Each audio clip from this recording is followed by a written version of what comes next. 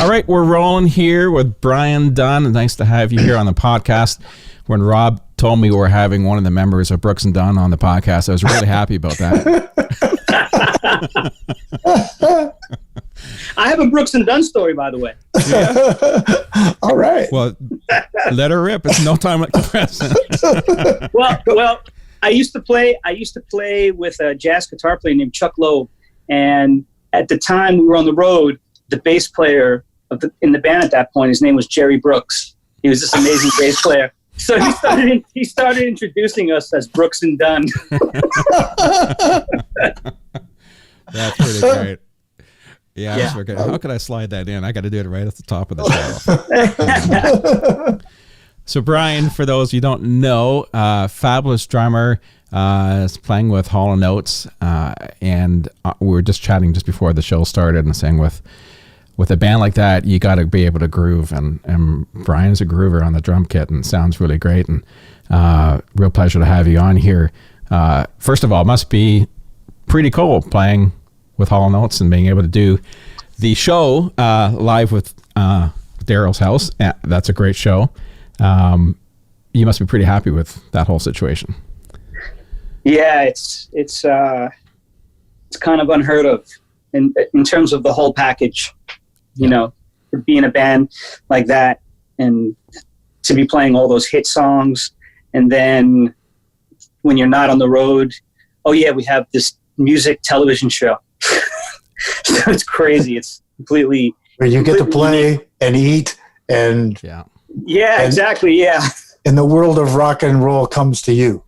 Exactly. So it's pretty, we're the guys in the band, we're super, super lucky. Yeah. It's like you said, all those hits too. It's just the night just keeps rolling along, and they're not songs that you get tired of playing. I imagine they're got to be definitely not. Yeah. Yeah. And for those who don't know, for those guys, they don't get bored of it either. I've played with artists that like they get a little sick and tired of playing the one or two hits that they have, because that's what most artists have.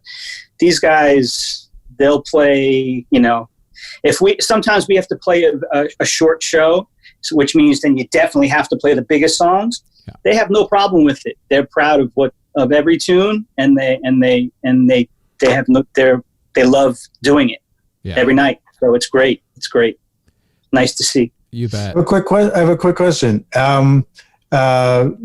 Originally, when Daryl started this, it was just an online show, right? And he actually did shoot it on his property, right? Yeah. Where do you guys shoot now? We shoot at now he owns a music venue and restaurant, and it's called Live from Daryl's House. Right. It used to be a club called the Town Crier up in Pawling, New York, which is close to his residence.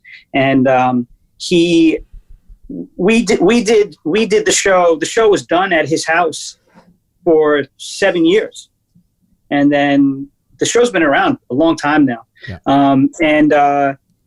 I guess it was 4 years ago that they purchased the club, and he sold the house. When he sold his house, it was like, now what do we do? And he wound up buying the club. And I think he was envisioning something quasi similar to like a B.B. King's thing, like where I think long term he was probably thinking of more than just this one place. It is franchised, isn't it? Yeah, there is more than one. I think, well, there's always been talk about there being more than one, but I don't know that any other one is open yet. But I think that's ultimately the plan. And then he decided to make the inside of it. They furnished it and made it look like the inside of the house we used to play in. Yeah. So it was a perfect scenario. Cool. So how's the whole COVID situation sitting? We might as well get that talk over with. How's that affected your life the last few months? Yeah. Zero gigs. Yeah. But ironically, Daryl is doing something at his club they're videoing it. I'm actually not doing it. It's only 3 members of the band. It's like a little acoustic thing that they're doing. Yeah. But luckily for me, I have a studio in my basement, and I've been doing remote drum tracks for 17 years now. Wow, that long. So, yeah, so I kind of jumped in that pretty early. And luckily for me, I have stuff that I'm working on. So it's been cool. But I mean, I miss playing. Yeah. I miss playing. Yeah, you miss playing with a group of people too. There's something that happens when you get a bunch of guys together or gals together and sit in a room or go on stage and perform. And I've been doing a bunch of stuff here at my studio remotely too, and getting tracks in, and it's great putting it all together. And it's like, oh, it's great. We got this guy from over here and this guy from the other side of the country, and we're all coming together and being able to perform. But it's never quite the same as everyone playing together. And you got to sit there as an engineer. I got to sit there and I got to move this guy back a little bit. I got to move this guy ahead a little bit, just to make it feel like we're all in the same room. But it all works, but it's not quite the same, and you miss that kind of hang and all that. But it's neat that you can do it, right? And not everybody has the chops to be able to do that and actually get really good sounds and be able to have people to trust that they're going to actually do the right part and do the right thing. So it takes it's a different skill too than playing live, and even just going into the studio, being able to sit on your own and play the tracks. It takes a little bit of time to get that down. So what DAW do you use in your studio, Brian? What digital workstation? I have an Pro Tools HD native. Yeah. Right. So it's Thunderbolt system. Yep. With an Avid HD IO. And some mic pre's, and that's about it. I don't really use plugins. I leave that up to the experts. I try to just get some good raw drum sounds, and and that's it. And what brand of kit do you endorse or do you use? I use I endorse DW drums and Sabian cymbals, Vic Firth sticks, and Evans drum heads. Yeah, excellent. Yeah. And how many kits do you have? You must have a few. No, the question is, how many snare drums do you have? Yeah, there you go. I mean, I have not that many compared to a lot of drummers I know. I have a total of maybe 7 snare drums, but there's literally 90% of the time it comes back to this one DW snare drum that I use. But then I have a couple of specialty drums. Like I have a tiny little 12-inch snare drum and then a big 8-inch deep snare drum, and just for a real extreme deep sounds or extreme high sounds. You can only crank a snare drum so tight, it's never going to sound like that little 12-inch drum. Yeah. So, but yeah, as far as drums go, I got rid of a lot of the stuff I had over the years. It's the same old story. Like there's a lot of people that you have good stuff and then you sell it off and then you regret it. And I'm definitely that guy. Oh yeah. I just got rid of so much stuff and, but I'm cool. Yeah. It's like having DirecTV or something. You have 600 channels, but you really only watch about 5 or 6 of them. That's right. It's like drum kits and snares, and you kind of compare it to women's shoes. It all gets clumped in the same pile. So, and for the drummers out there, I wanted to ask you, Brian, about your technique. Brian uses a legit hand positioning. I don't know what you call it, Brian. You're not an overhand guy. Traditional grip. Yeah. Traditional grip. Yeah. So the left stick's here. Yeah. Yeah. I was taught that way from I have 2 older brothers that play, that used to play, and my brother Kevin played traditional grip from when he was a little kid. And, I guess, let's see, that would be, probably when I was in about 3rd or 4th grade. So, I mean, that's a lot of years ago, and now it's kind of become unique. But when I was growing up, I wasn't the only kid that played traditional in school. But it was always a little more unique than match grip playing. But it's just the way I learned, and I never. My brother was able to one day start playing match grip, and it never clicked with me. I never got it together. I kind of regret it in ways, because sometimes there are times where playing match grip is advantageous, because sometimes you're playing a beat where you're playing a rim click, let's say on 2, and then you want to play the snare drum on 4. And when the producer asks for that, then I do that, and then I have to hit a rim click. Now you would think I would just pull my hand out and play the next note this way. But just to hit the snare drum once, I'm going to flip that thing over because I have no muscle memory. So it's kind of a pain in the neck at times, but I'm not willing to I feel like I have more work to do here. So what am I going to waste it trying to learn a new way to hold a stick? It served me well, so I'm going to just stick with it for now. Yeah. And in anytime you and I have been together, I've been really impressed by the traditional grip, because you're able to play grace notes and ghost notes that a match grip just can't do. Like you're able to bounce the stick off every part of the drum head to give you those different notes. Yeah, I mean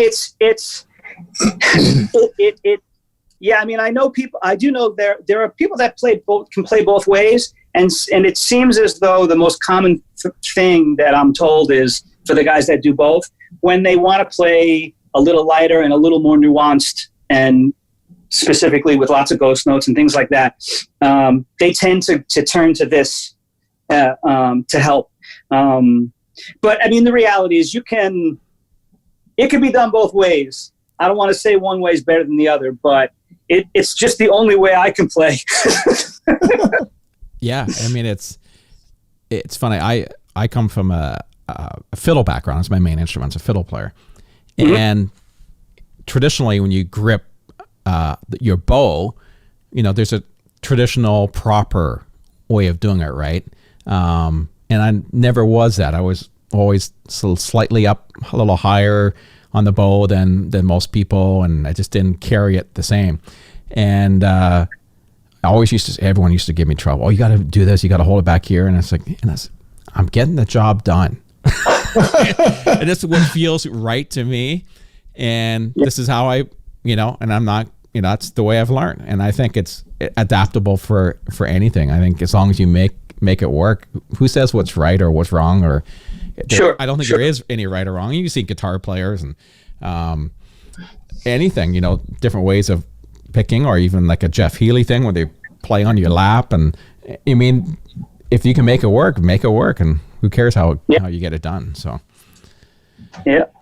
Good. So when did you actually start playing? How young were you when you got the interest in drums?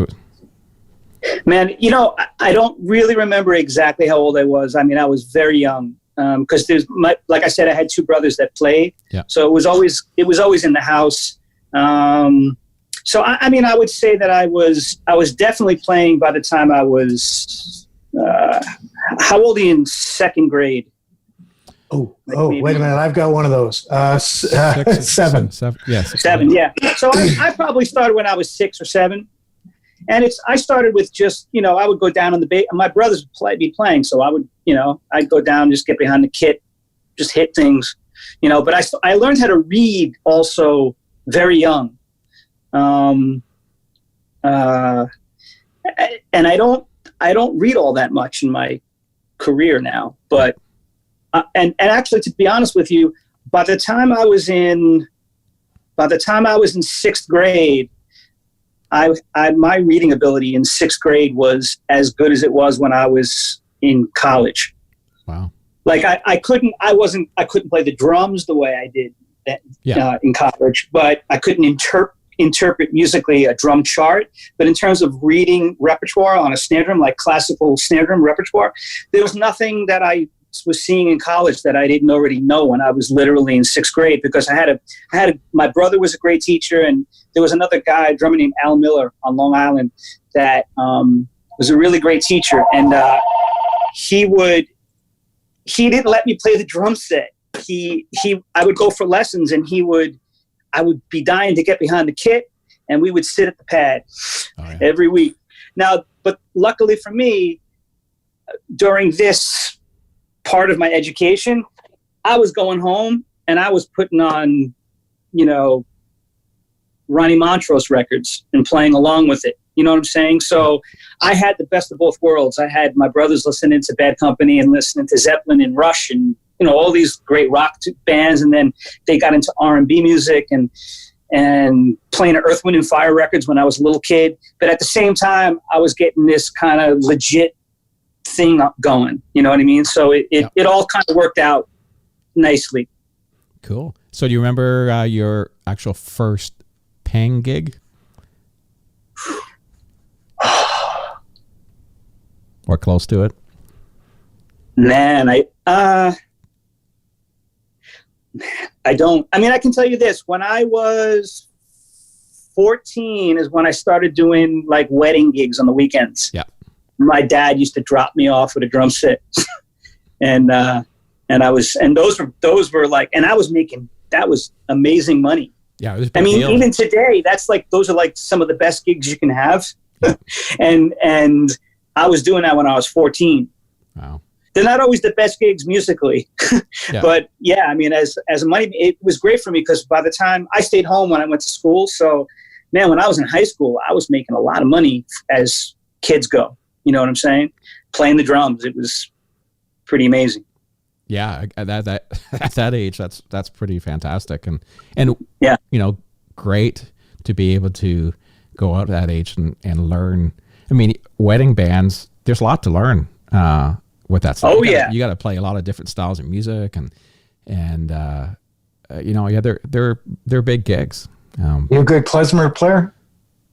What's that? Klezmer? Klezmer. I've never done a klezmer gig. No? Oh my God. I have not. Life is not over yet. I'll tell you what I learned though. I learned pretty quickly that, like when you're 16 years old and you can, and like, by the time I was 15, let's say, I was already like deeply into, I had already been listening to Steve Gadd, and then my brothers were like bringing home these records with Vinnie Colaiuta and Dave Weckl. And it was like, for lack of a better term, it was like hyper versions of Steve Gadd of the day, and these guys were they were playing the type of music that it made sense to be playing over the bar line and displacing, right? But these are things that you don't do on a gig where people are dancing, right? And when you're 15 years old and you're that's what you're listening to, then you're gonna if you're not mature, you're gonna bring some of that stuff to where it doesn't need to be. And if you have the ability to do it, you think that's okay, but it's not, even if you do it perfectly, right? And that's when you start getting those weird people looking back at you with confused looks on their faces. So I learned very young, like 2-4. Yeah, like, what are you doing? You gotta keep strong time first before you do anything else. You gotta make everybody feel comfortable around you first.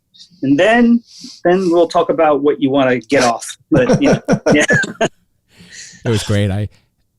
I play drums a little bit. That's one of my instruments, and I just found some old VHS tapes. I was telling Rob earlier, and I found some stuff from high school, and I played drums with the show choir, right? And I thought, I would, if you asked me now, I said, yeah, I thought it was pretty solid until I watched this VHS 2 nights ago. And I was like, I looked at everything I thought I was decent at. And I was like, I was mortified. And I was like, as soon as I saw it, I was like, this is going to be great stuff to put up on Facebook. And I started watching, and it's like, no, I'm not. I'm not putting but at the time, it felt pretty good.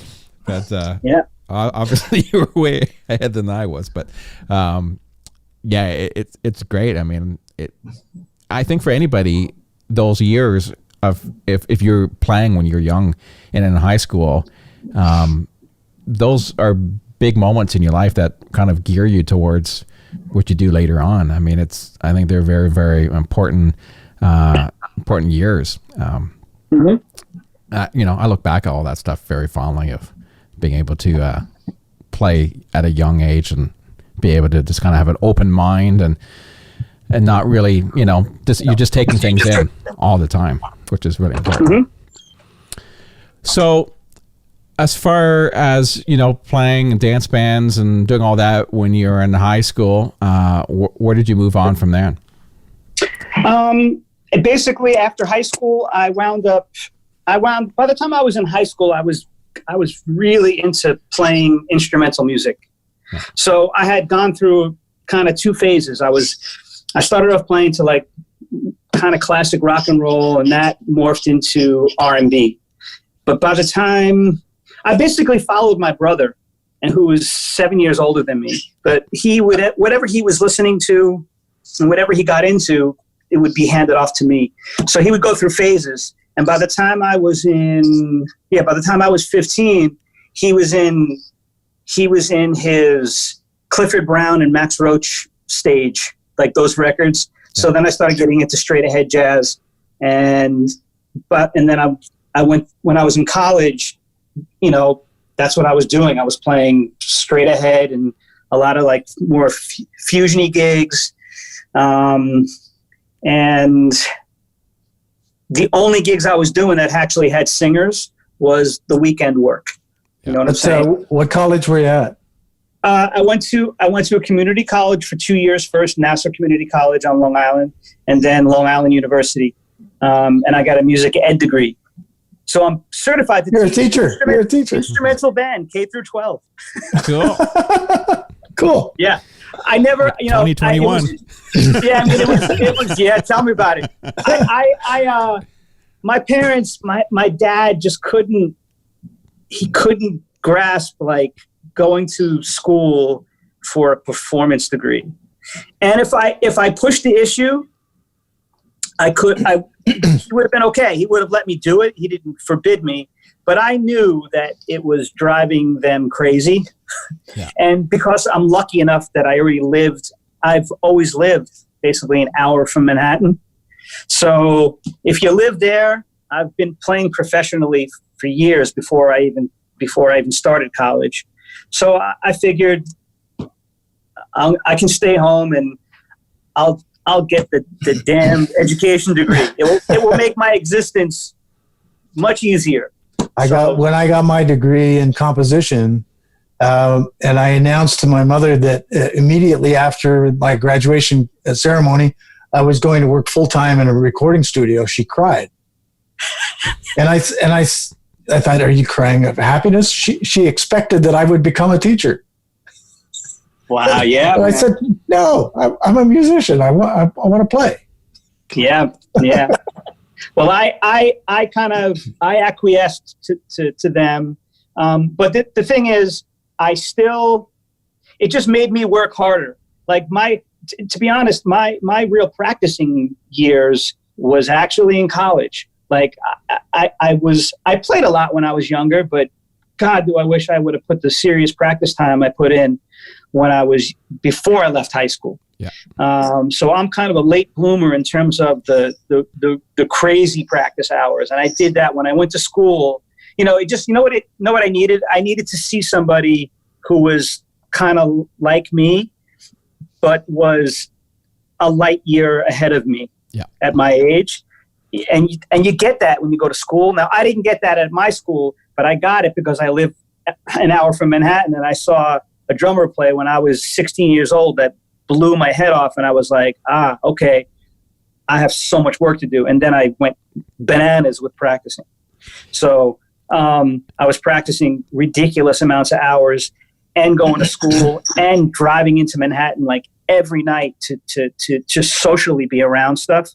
So I basically went 4 years without sleeping. Wow. But it was all worth it because my parents were happy when it was all over. I had a degree that I ultimately never used, but in the big picture, it made my life easy shortly after that. So interesting when you're talking about, wishing that you practiced more when you're younger, but probably at the time you were the best drummer in your school or best drummer in your age group in your area, and it's the same thing where I think a lot of young people go through. And I remember when I used to have a lot of people come through my studio, they'd bring in their 16-year-old son or daughter who's a great singer, and they've, everyone thinks they're going to be a star, but they come from a town with like 800 people, right? So yes. For them, they're the best out of the 800. Yeah. So, and I always was brutally honest. But you're in Manhattan. Lots more people in Manhattan. But that happens all over the place, right? It's an interesting thing. It depends on where you are and who's around you. And once you get out of that, then you realize, oh, I'm not the best, or I'm not as good as everyone thought I was.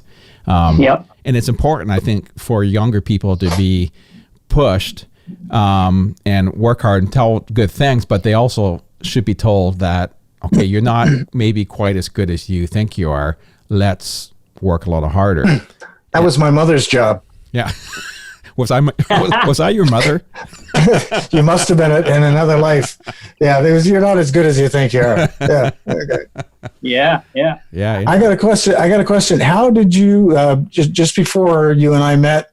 And I really didn't know anything about you when we did meet. You'd spent some time with the Average White Band. How did you get that gig?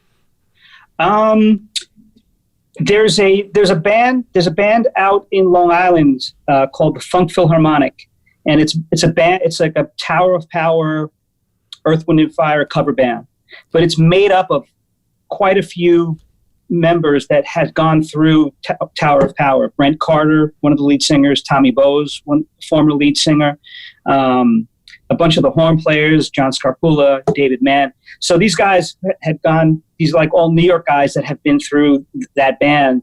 And so they made this cover band, and a cover band full of original guys. Exactly. Yeah. But they were playing at a club in Manhattan called La Barbat. And the lead singer, Brent Carter, he's friends big time with the Average White Band guys, because Average White Band and Tower, they do a lot of touring together. Yeah. And they became friends. And Brent found out that those guys happened to be in New York, and they were auditioning drummers for the AWB gig, which I was not called for. And Brent knew I was subbing. It's the kind of gig where I would sub once or twice a year. So every time you do it, it's like the first time you're doing it. And so I'm subbing, and Brent invited those guys to come. And unbeknownst to me, he never told me that he invited them. So I did the gig, and then after the gig, he introduced me to them. And the next day, the sax player called me up, and he was like, "Hey man, Alan dug what he saw. We're actually here auditioning drummers." He's like, "I think they already want you to do this gig just based on last night, but he wants to play with you, just to see what it feels like." But they like what they saw and heard. So I was basically at the right place at the right time, and I was, you never know who's watching you. No, I am true. Literally that story. If I was phoning anything in, none of this I wouldn't be talking to you guys right now, literally. So, man, it worked out to be a good thing. And the other thing was, when I went to actually do the official audition, that week I did a week at the Blue Note with Chuck Loeb, and the night of my Average White Band audition, that night I was playing, Michael Brecker, the sax player, was playing with us. And that's one of my all-time heroes. I don't care that he's a sax player. Like, he's the you don't hold that against him. No. and like, as a drummer, yeah. I'm as into Michael Brecker as I am into any drummer. Like, he's that deep for me. And to know that I was going to be playing at the Blue Note with him that night for, I don't know how to say it, but without it sounding negative somehow, but going to audition for these guys, it wasn't even on my mind. Oh, yeah. Right. I mean, I wanted to do a good job, but all I could think about was like, oh my God, I'm going to play with Michael Breckerton. I couldn't believe it. And when I went in there, I was so loose because I didn't it's not that I didn't care, but I didn't care so much that my life depended on it. Yeah. Because I was going to do this gig that I've been waiting my whole life to do that night. So when I went in there, I was like, yeah, let's just play some music. And it wound up being to my advantage because I wasn't uptight about it. You know what I mean? Yeah. So it worked out for the better. And those guys are amazing. That gig was so good. And they treated us, I'm sure they continue to. They treat people amazingly well over there. And for a drummer playing the AWB stuff, oh yeah, that stuff is killing. Yeah, I saw one of the tours with Average White Band and Tower of Power, and it was just mind blowing. I could not believe it. It was so good. Yeah, it's one of the top 5 music events I've ever been to. It's a little theater up around Buffalo. Keswick? No, it was in the round. You're from Pennsylvania, right? Oh, no. The guy from Pennsylvania is the piano player you interviewed. I watched your interview. Yeah. You watched and Scott. I had that on my mind. Yeah, Scott. Yeah. Well, I saw Tower of Power at the NAMM show in January, and it was a big anniversary kind of concert deal thing. Man, they were still so good. They're so good. The new singer's killer. Yeah, really, really good. The mix was great, and everything was really, really good. Yeah, man. I tell you what, the Average White Band gig, like things usually go. I mean, that's a big reason why I wound up with Hall and Oates. And I literally was called for that Hall and Oates gig when I was with Rob. I know. In Canada. Really? Yes, and you have no idea how freaked out I was. I do. To come to you that day, I was going to the bathroom in my pants, dude. And you were so unbelievably cool to me that day. Thank you so much for that, by the way. He was super cool, super understanding, and because I felt like I was letting people down, and it was really uncomfortable for me. And Rob was pretty amazing. So talk about that. How did that all come about to get that gig? To get the gig with me? To get the World Rock Symphony Orchestra. You would talk about that. Well, I was that too. No, I'm just kidding. I'm kidding. Well, the Hall and Oates thing kind of came from. I mean, it's kind of layered. There's a couple of members of the Hall and Oates band now that are former members of AWB. So Porter? No, not Porter Carroll. No, well, technically yes, Porter. The Porter was it was the drummer with Atlantic Star. But lead singer. But unbeknownst to many people, Porter was actually asked to join Average White Band as a drummer. Is that right? Yes, and he and before they went out, and he wound up never doing a gig with them. Excuse me, but he was officially he was going to be the drummer of that band. And I forget what the reason was, but something happened, and it just never came through. But technically, he was asked to do the gig. I did the Average White Band gig. The keyboard player in Hall and Oates, Elliot Lewis, he was the lead singer of Average White Band for like 12 years. Oh, wow. And our bass player, Clyde Jones, he took over Elliot's spot as the lead singer. Wow. And he was there for like 14 years. So Hall and Oates are AWB retreads. Pretty much. Yeah. And Daryl Hall and Alan Gorey, the leader of Average White Band, those guys are good friends and songwriting partners. They've written a lot of songs together as well. So there's a lot of both camps are very, very intertwined. And also, T-Bone, the bass player. Yeah. I think the main reason I'm there is when I was with Average White Band, we opened up for Hall and Oates many years ago. 18 years ago or something. And I remember T-Bone was sitting behind me the whole night. And when the show was over, he came over to me and he was so complimentary, and we hung out later that night. And a bunch of years went by. And I've always known about T-Bone being a New Yorker, but we were in different groups. I was still part of like more of the jazz scene, and T-Bone was producing big records and playing with all kinds of people, and Saturday Night Live and so on. But eventually, Daryl had already been doing his television show, and Sean Pelton was the drummer, yep. and he couldn't make a taping. And T-Bone called me up one day, and he goes, "Hey, man," he's like, "You want to?" He goes, "We do this little show, this internet show, and you just got to come in, learn like 7 tunes, and would you be into doing that?" And I'm like, "Yes." And so I wound up coming in, just subbing once on the television show. That's it. Yeah. And from doing that one thing where I subbed, Daryl dug it, and I became the sub for just the television show. And that's it. That's where it ended. Yeah. And then the drummer for Hall and Oates had to have a back surgery, and he wound up reaching out to me, and he said, "Hey, man, I got to have the surgery. I'm going to miss a run. Are you available?" And I haven't asked them yet, but are you available? And I said, "Yeah."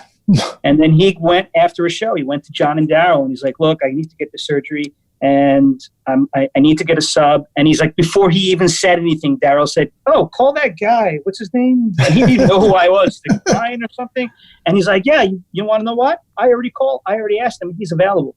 And they were like, "Great, that's it." So I was the sub for both gigs. Yeah. And then at a certain point, they just gave both gigs to me. Cool. So that was kind of the chain of events that led to me being there. It's important, and it's a lesson that we're hearing a lot from you is basically, no matter what the gig and where you're walking into, if it's a sub or if it's, you're not knowing if there's 5 people in the audience who could be there, it's important to bring it every single time you do a gig. Oh yeah. And And if you phone it in even once, it could be that one time that changes your course of history for the rest of your career. And you wouldn't even realize it. That's the half the time, which is a real drag, and I think we've all been through it. We've been maybe through a gig with somebody, and when you were done, you're like, oh man, maybe you had someone in the audience who you wanted to see, the bass player or someone, and they just dropped the ball that night. And it happens. It happens a lot. I've seen it happen a bunch of times. And it's so important just to always, and I think the older I get, the more I realize that, just always do the best of your ability every single time you do whatever you're going to do, because it always matters. Yep, definitely. Especially matters in times like this when we're stuck in COVID and there's not a lot of work around. So, who's going to get the work? It's going to be the guy, the really great guys and the guys who've had, always been there in the past and always done a good job. Those are the guys you're going to call. So when this is all over and everybody's allowed to go back into performing, everybody should know that Brian, were you still playing at the WA on Funk Night? Okay. Yeah. Still doing that. The WA is a club in the East Village, right? West Village. Or West Village, sorry. And it was originally called the What? And the T fell off. Is that the way that story goes? I don't even know. Yeah, well, and that's the club where Jimi Hendrix played, right? Yes, yeah. Bob Dylan too, yeah. Yeah, it was called the What with a T, and when the T fell off, it just became the Wa. Okay, nice. And it's easier to say when you're drunk, the what? Yeah. So that's a great place to go. If you ever get a chance to go when Brian's playing, it's a small club, and the band that you play with, the people that you play with are outstanding, just amazing. Awesome. Yeah, they're great. They're great. Some great players and singers down there. Absolutely. So obviously you've played with a ton of people on Live from Daryl's House. talk about that challenge and how's the structure of that show? Is it all done in one day, or do we rehearse the day before, or how's the structure of recording that show? We get the music. We get the 6 or 7 tunes we're going to do usually a week before. Yeah. They're almost never the versions that we play. They're usually just the original recordings, which the forms change over the years and there's live versions, but we just get the original version usually, and we do our own homework independently. We show up at the space at 10:30 in the morning. By let's say noon, we have sound check. Everybody can hear each other, and we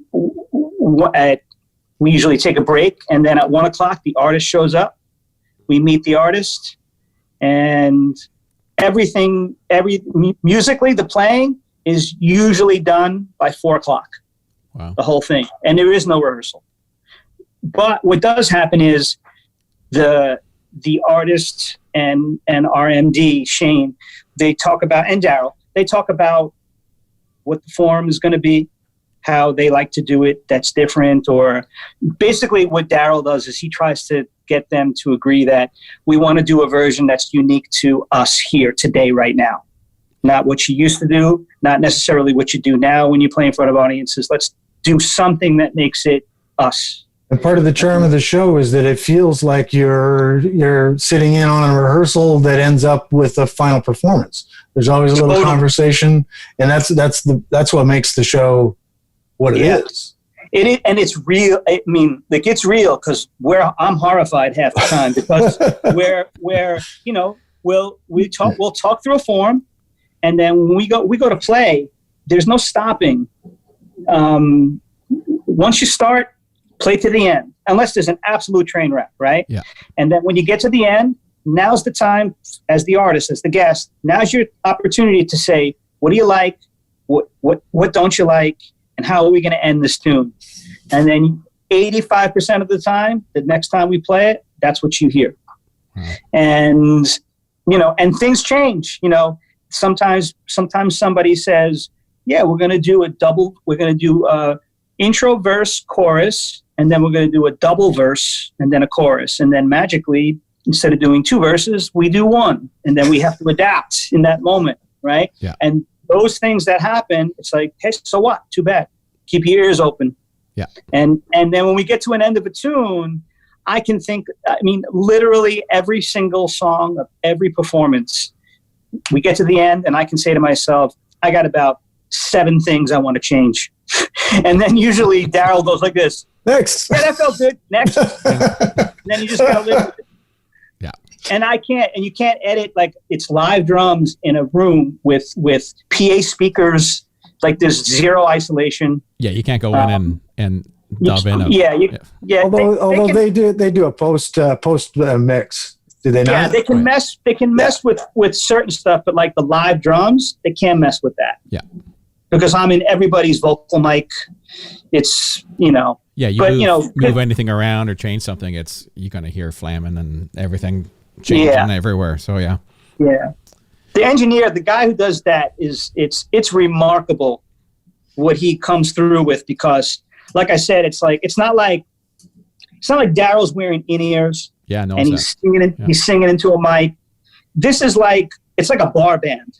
We're in a room with a PA system and monitors that are just smashing loud. Yeah. That's the thing a lot of people don't know. Daryl is super old school he wants air to be moved. Yeah. He doesn't even like it. I shouldn't say he doesn't like. He can't stand the thought of using in-ears. Yeah. It's like, no. He won't do it. He will not do it. And so again, there's something about the vibe of air moving on a stage. Yeah. But at the same time, it makes life a little harder on sound men. Yeah. You know what I'm saying? So, sure. But he likes to hear stuff. Woo! He likes it loud. You have to come. You gotta eat your Wheaties. Well, that brings excitement too, right? Especially when you taking a show like that, you want it, you know, you just want to have that excitement. Yep. So do you have any favorites of the artists? Or do you want to broadcast that? No. I mean, I there's a handful that I mean, the first person a lot of time for me that comes into mind, and I can't say that I grew up a huge fan. I mean, I've always admired him, but there was something about oh God, now I'm not going to remember his name. It's so embarrassing. The Eagles guitar player, Joe Walsh. Joe Walsh, man. Yeah. Joe Walsh came in there to me. I know. I saw that show, man. That dude is super bad. I mean, I was a fan, but like now I became wow. Rocky Mountain. Yeah, Rocky Mountain. Like he came, you know what it is? He came in and like, you know what I noticed? I noticed guys like him, guys like the ZZ Top guy. Oh my God. Yeah. It's okay. We all know who you mean. Yeah. Yeah. We're all that age. Billy Gibbons. Right. You know, these guys come in and it's like nothing to prove. Yeah. It's just like, yeah, cool. Let's just play some music. And they change the room with that. And Daryl's the same way. Sammy Hagar was that way too. Like certain people come on and it works with the kind of musician that Daryl is. It works, and they're not afraid, and they're not intimidated, and they're also they come from an era where you had to just deliver, and there wasn't all these scenarios where everything was to be made so perfect, you know, right. and the overall feel and vibe of something supersedes perfection, you know, so. Joe Walsh comes to mind. For me, I think we had some special moments with CeeLo Green. Yeah. And this girl, Grace Potter, I thought great. And this other girl, Grace, from Australia, she called herself Grace. I mean, she calls herself, her name is Grace. I forget her last name, but she was a killer too. I mean, there's a lot of everybody, you know what it is? I like everybody because everybody's a little different. And that's another reason why being on that show we're so lucky because, you know, how do you make a musician complain? You give them a gig, right? You get a gig, even if it's a good one, you find reasons, you find little things that you like, I wish it's a great gig, but I wish. But like with this thing, we're constantly playing different music with different people. Everything about it is so great. And we benefit because as sidemen, you know, all of our interactions with these people can come back to help us, you know, years from now. Yeah. Who knows if John and Daryl, what they're going to be doing 2 years from now or 5 years from now. But I bet you that girl Grace will still be performing. I bet you Gavin Degraw is going to still be performing. And I bet you they all got your number. Right. So that's the advantage of being a part of something like this. You know, I know for me, from when I was a kid, I used to look at the David Letterman band with Steve Jordan and I used to say to myself, my brother too, would be like, wow, that would be like the greatest thing ever. Like to play in a band on TV with other artists. That's insane. It's like unbelievable. And like, here you go. And like, now it's not the Letterman band, but it is slightly different, obviously, but it's like, it's that rare. I mean, how many shows are like this? Yeah. So I can't think of any actually. So it's, or very few if there are. So it's, yeah. Yeah, you could be like in a house band for a TV show or something, but you really don't get to spend any time with the artist, or, you know, it's a quick run through and bam, and they're not paying attention really to who's there too much. But yeah, something like this where you really sit down and you get to spend the day with somebody, and it's just you guys, and it really all you guys are just much as part of it than anyone else. It's not, you know, it's not here's the star and everyone else is kind of shoved in the corner. Yeah. It's one big happy family. Yeah. The only thing I got to say is I get in trouble occasionally from my wife because whenever there's the dinner scenario, I'm usually not talking and I'm shoving food down my face like I haven't eaten in a week. You were working. But that food is good. Food is always good. Yeah. Wasn't it you that was telling me that there's a restaurant in Brooklyn where there was no menu? Yes. Yeah. You got to hear this, Darren. Yeah. Because tell them the story. Go ahead. So what do you want? Exactly. So I have a friend who kept telling me, he's like, man, you got to go to this restaurant in Brooklyn. I was living in Brooklyn. He's like, you got to go to this restaurant, Two Toms. You go in there, man, and they make just amazing food. So, I took my wife there one night, and of course now my wife says, oh, well, let's dress up. Like, we're dressed up really nice. We go into this, we walk in front of it. We're like, could this possibly be it? It was like a storefront where there'd be like a deli and a candy store. And it was like just a converted storefront with like dirty wood paneling on the walls, right? Yeah. But whatever, we walk in and there's like a softball team, like an entire softball team sitting at a long table, right? And so I sit down with her and the waiter comes over to me and he goes, all right, so what do you want? And I go, excuse me? He's like, what do you want to eat? And I go, oh, can we see a menu? No, we don't got no menu, man. Just tell me, what do you want to eat? So I was like completely taken back, like, oh my God. So I look at him again and he can tell I'm a little uncomfortable. And he looks at me and goes, hey guy, are you hungry? I go, yeah. He goes, we got meat, we got fish, we got chicken. What do you want to eat? So I still didn't answer him. And he goes, listen, you tell me what you want to eat, and then I'll tell you if I can make it. That's the way it works. What do you want to eat? Really super aggressive.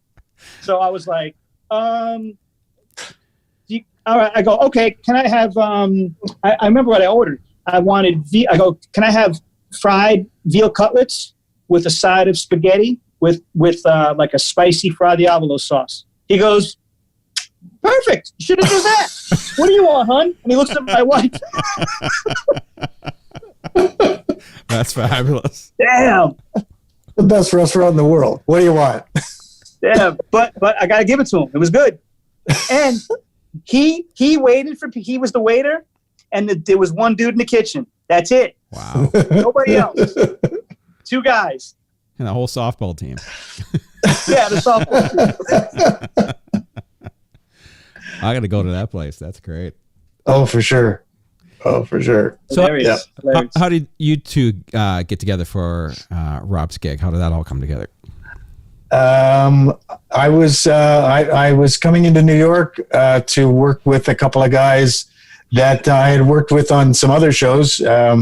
Bass player Greg Feline and guitar player Alex Domshot.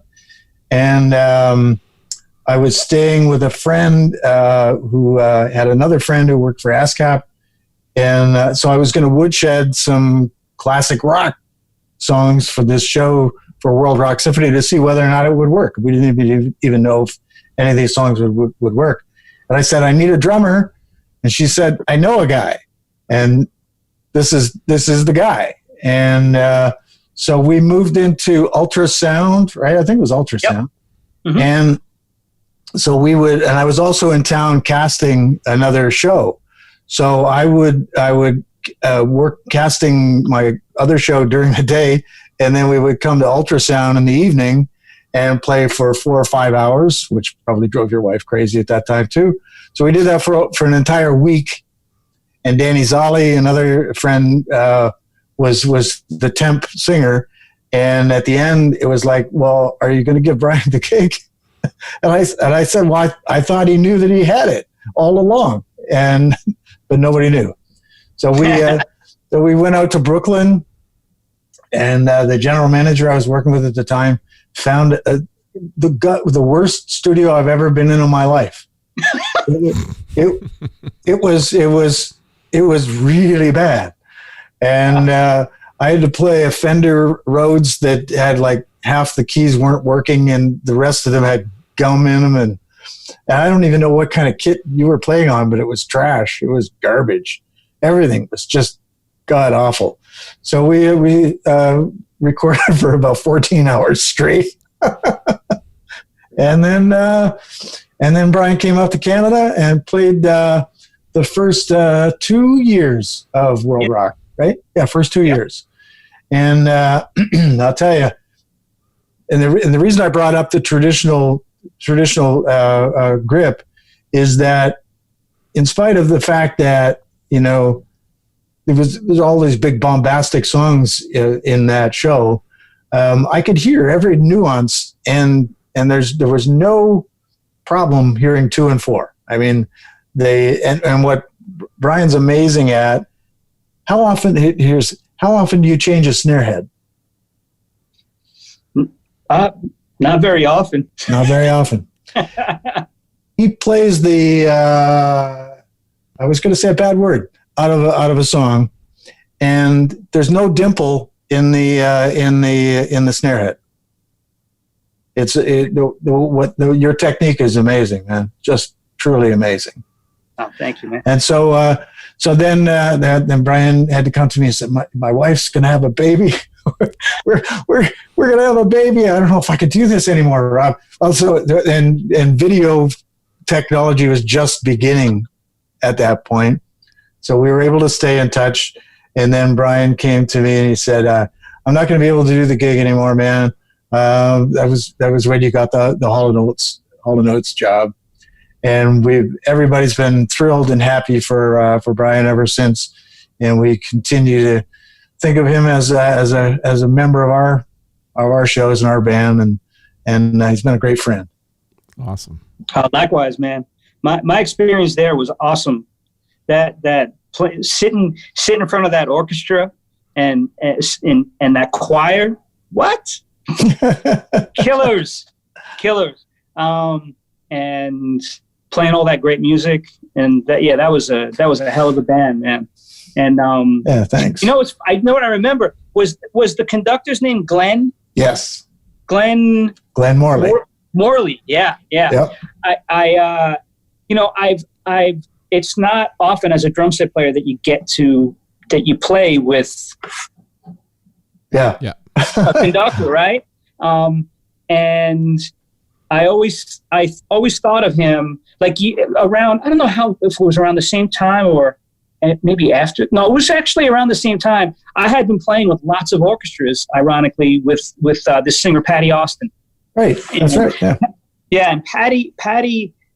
I was like only a sub for Patti's like R&B stuff, the Quincy stuff, but she did the Great American Songbook, like all these Ella Fitzgerald versions of Great American Songbook tunes, and it was like she did a bunch of jazz records. So she would take a trio out, and they would plop us in the middle of whatever city we were in, their major orchestra, right? And sometimes you come across conductors that are like, hey, I'm the conductor, baby, right? Yeah. But it's like, I'm a drum set player.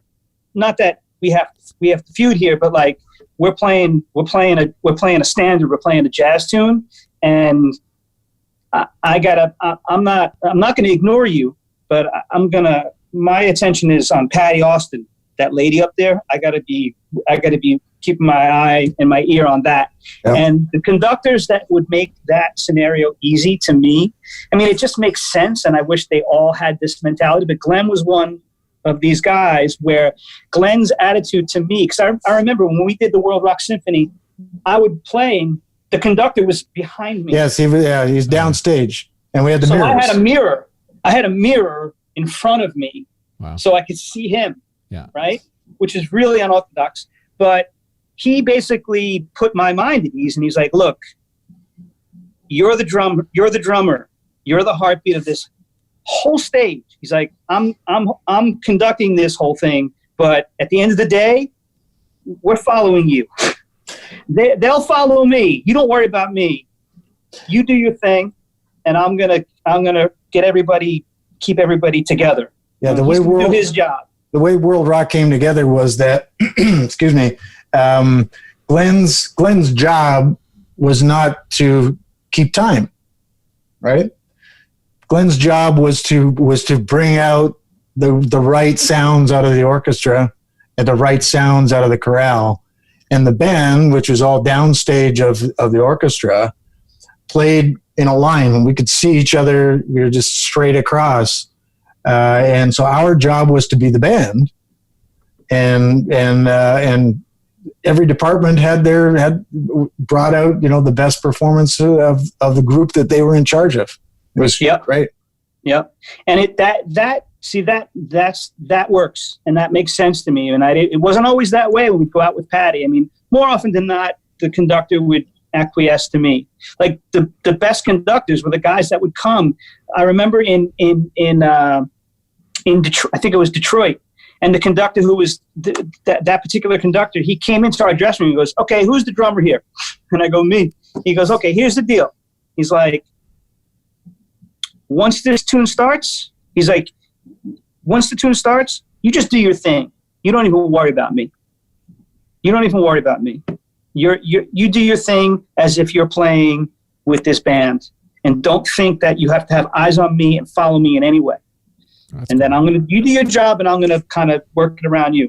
And that puts me at ease, because I'm never going to disrespect someone, even if I disagree with the way they want to do things. If the conductor's like, "I don't want you to count the tune off, I'm going to give a half a preppy and we're going to start." And if you're not used to that, too bad. This is my orchestra, right? So like, it's a little nerve wracking, but I'm not going to fight. And yet we did all of World Rock with like one or two clicks, right? Yeah. The whole thing, 2 clicks and we're going. Yeah. We had to move. There was a lot of tunes. That's right. I think when we did "Who Are You," you got to hit 4 sloppy hi-hats, and that was the only time you ever got the 4. Too many jokes there. Yeah. Yep. But there was a situation where when everybody around you can really play, it makes it easy to play, obviously. But in a situation like that, as a drummer, you start taking too many liberties. The whole thing it's going to lose that thickness. Yep. And you need the responsibility as the drummer when you have like, how many people are on that stage? Like 60 people or something? That's 50. Yeah. 50 people. I mean, you need to be right down the middle and like make sure that this stuff is bumping and people can, and I mean, you know what it is? I guess at the end of the day, if you simply just play the song that you happen to be playing, if you just let the song dictate what's supposed to happen, everything is taken care of. It's not a question of playing more fills or less fills. And we played that whole show. We played that whole show without a click. And so all of the tempos would come out of your head or my head or whoever was leading the song off. And there's something magical about playing without a click. Oh, yeah. Yeah. So you let the song breathe a little bit. Yeah. Well, especially when you got that many players too. It's try to. Yeah. And we don't use a click with Hall and Oates. No. Zero. Like nothing's pre-recorded. No clicks. Perfect. Super loose, and no rehearsals in that band either. Dude, we played on The Voice, the grand finale, like the night they announced the winner, right? And we hadn't seen each other in like 3.5, 4 months. And like we get the call, we're going to fly to LA and we're going to play on The Voice. Go. What are we playing? I don't know. No rehearsal, nothing. And like, I don't know, a couple of million people watch that. Yeah, maybe a couple more. We found out what we were playing like that day. Like Daryl's like, I think he likes the, you know what it is? He has confidence in us. Yeah. So, sorry. Yeah. He has confidence in us. So he's okay with just, he likes that bit of excitement, the little edginess and what looseness brings to a performance. So he's very gutsy, man. That's a lot of artists are, they talk a big game, but they'd be, rehearsing for a week to do one television show, Yeah. Like, well, you got he has no interest. a lot of confidence in yourself too, just to be able to do that.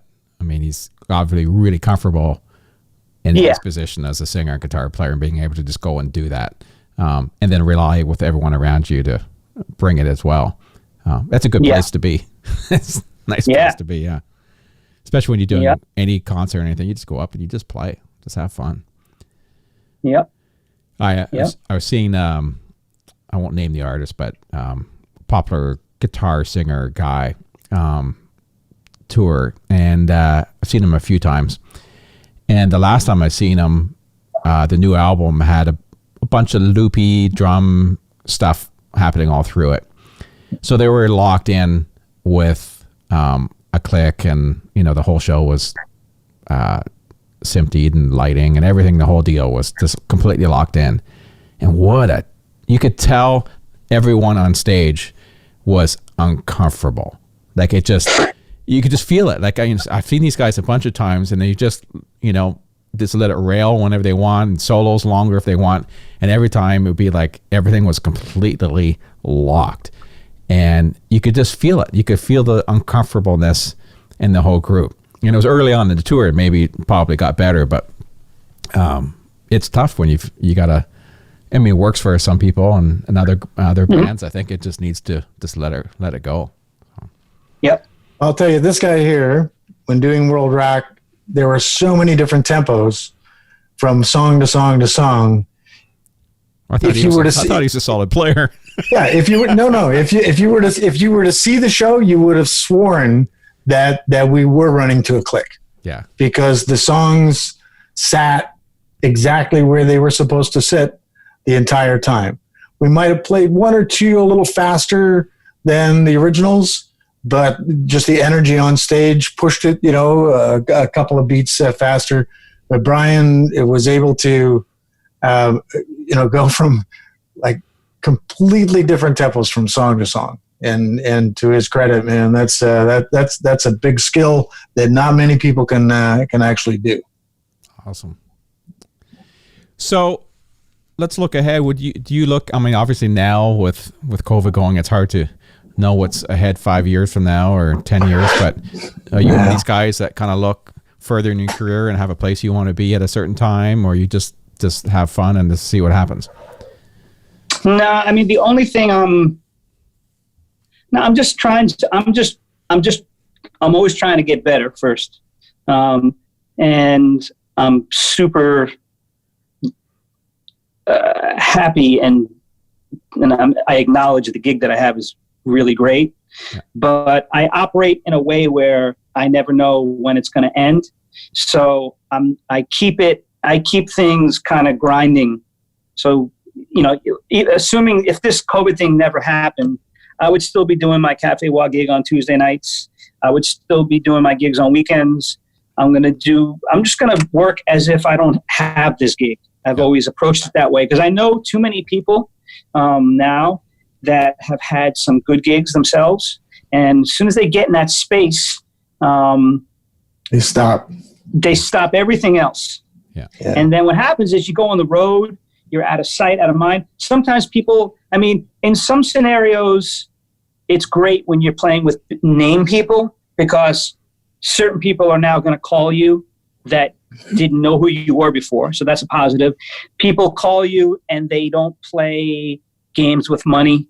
They assume that you expect a certain amount of money. So they don't come at you like you need this so badly and I'm going to lowball you to death. Yeah. So in those regards, doing a nice kind of national artist gig, those are the positives. But the negative is if you're not around enough for the people that are around town, you're just going to stop calling you because they're going to assume you're working.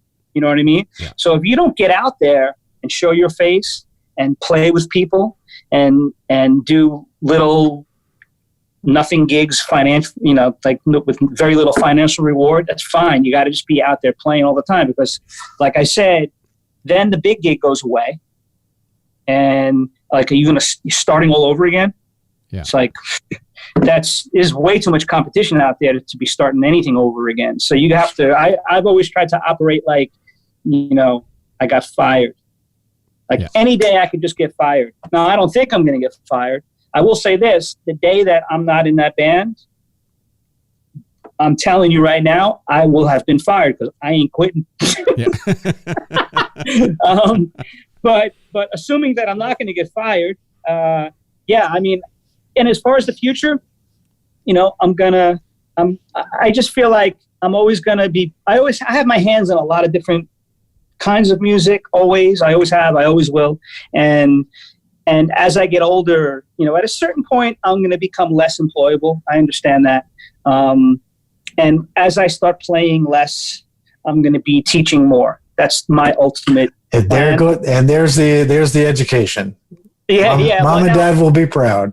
Yeah. Now I don't know if I'm going to teach in a public school, but I will definitely be teaching. And ironically, it's how a lot of people I know started too. Like, you're young and you're practicing a lot and you're going to school and you're starting to socialize and you're playing in and around New York City, like a lot of people I know. And at that point, a lot of guys I knew had private students. Yeah. And I know I did. I've been teaching private drum lessons my whole life from when I was in high school. So at a certain point, I was doing 30, 35 kids a week just in my apartment or driving to kids' houses. And I was like a mailman. And I was able to make a lot of money and for very little time. But then as I started becoming more busy as a player, the teaching went away. But now I feel like later on, I think ultimately that's what's probably going to happen. I'm hoping that, not that I don't want to teach, but I'd rather play. Yeah. So who knows, maybe when I'm 55, 60 years old, I'll still be good enough and people will want to have me around and I'll be still performing. But if not, that's something I could always do, and that's teach. So excellent. So let's wrap up on a couple questions here, and one I always like to ask. Obviously you've played all over the country and all over the place. Do you have any venues left? Any places out there that you haven't played at that you've always wanted to? It might be on your bucket list.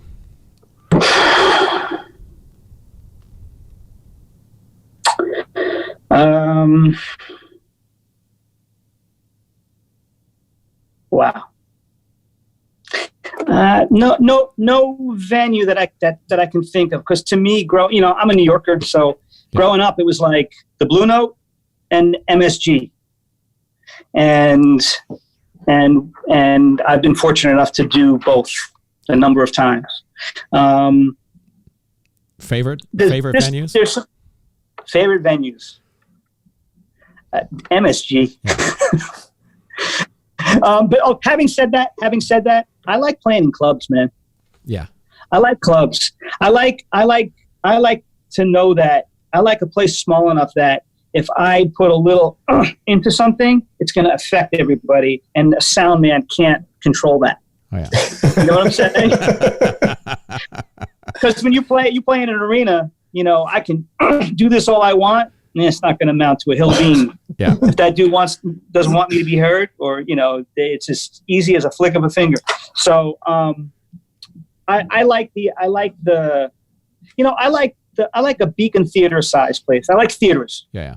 Or even a little smaller than that. But there's still something about a club. I don't know. Growing up and always being in the city, there's something about seeing people play in a club that's so cool to me. What's the ceiling at the Waz? I think at its highest point, it's like 8 feet. Yeah, tops. That's great. Yeah. So, I mean, there's probably, in terms of touring, I mean, there's some countries that I'd like to check out, but, I can't really think of any venues at this point that come to mind. That's good. That's a good place to be. Yeah. And, so maybe for the drummers, drum-wise out there, I know you're at DW and Dorsey, and that put aside, is there anything you see in the drum world, new drums or anything out there that you're excited about or you've seen in over the past little while that you say, oh, I got to get something like that? Like, I mean, gear-wise, you're talking? Gear-wise, yeah. Man, I tell you what, that snare drum that I was telling you about, this DW, it's called a Super Solid. This thing is the greatest drum ever. And there's no glue, there's no plies of wood. it's a solid piece of wood that's just bent into a circle. And man, I don't know what to say. I can't understand why it's not. I mean, I'm sure it's popular, but I'm not sure why everybody that plays those drums are not using it. You know what I'm saying? It's an awesome drum. I played on Daryl Hall's a solo record that's not out, but we flew to LA to do it, and I called the DW rep to let him know I was going to be in the studio, and I wasn't sure what kind of drums they were. And as an artist, you can get the rental situation is made easier when you're an artist. Yeah. And John Good, the guy who basically runs DW, he sent his personal drum set to the studio. Wow. And he's along with like 8 snare drums, like the most high-end stuff they have. And this Super Solid was one of them. And I was embarrassed because I didn't even know what it was. I'm endorsing the company, and I don't even know what this drum is, right? And we set it up. It was like the 6th drum we set up. We were testing snare drums, and I put that thing on a stand. I hit it, and the dude behind the window was like, "Hey, that's it. That's the one. Don't hit it. Don't even look at it anymore. Just leave it. Just stop." And we use that drum on every song on the record. Wow. I mean, with like super low tuning, super high tuning, down the middle tuning, it does it all. So yeah. That's great. Yeah.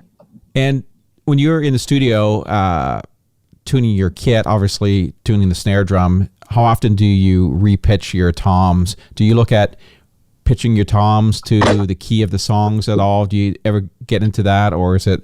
I've never done that. Yeah. I've never done that.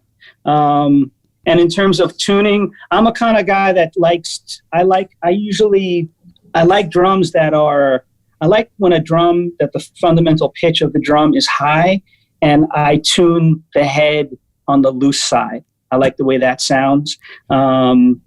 Seems like a lot of modern drummers now play with heads that are kind of tight.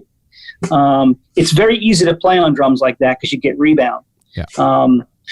And you throw a stick into a head that's kind of loose, it's you're not getting anything back, so you kind of have to work, and it changes your vocabulary. It makes you not go for stuff that's too, notey. You know what I'm saying? Having said that, one challenge I've always had that I know, I know the country guys are great at this. Those fat snare drums, right? Yeah. With the drum and the head is loose. And for me, being this guy, yeah, and really counting on rebound, you get nothing back on a snare drum like that. Yeah. And also coming from where I come from and being such a Steve Jordan, Charlie Drayton kind of fan, those guys oftentimes have their snare drums cranked, like listening to Steve Jordan on a David Sanborn record, and that thing's like,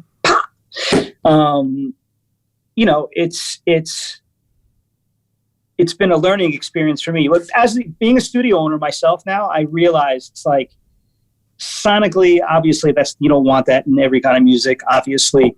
But I would I'm constantly trying to not detune to the point where I'm losing all my rebound. But at a certain point, it's like, it's just not sounding right. So for me, that's always been a huge challenge for me, is to get that drum detuned enough to where it sounds like it's supposed to. Yeah. And then playing it is difficult for me. Yeah.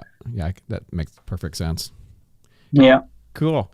Well, this has been an awesome conversation. Really, really enjoyed it. Certainly made up for my last one. And can't wait to hopefully someday meet up and see you play somewhere. And where are you? I'm actually real close to Rob. I'm like 30, 50, maybe not even that, maybe 20 minutes away from where Rob lives, just outside of Kitchener. So we're very close to one. Still on Long Island? Yes. Excellent. Yep. For life, right? You're a lifer. I think so. We'll see. Yeah. Man, this is not an easy place to retire, though. It's crazy here. Cost of living is insane. Property taxes are like, yes. Everybody leaves here. Everybody leaves here when they get older. They move on. It's really tough. Go down. Come up to Canada. Come on up to Canada. We'll take you. Can I have a gig? If I ever get one, yes. Yeah. If the gigs come back, sure. If they come back, yeah.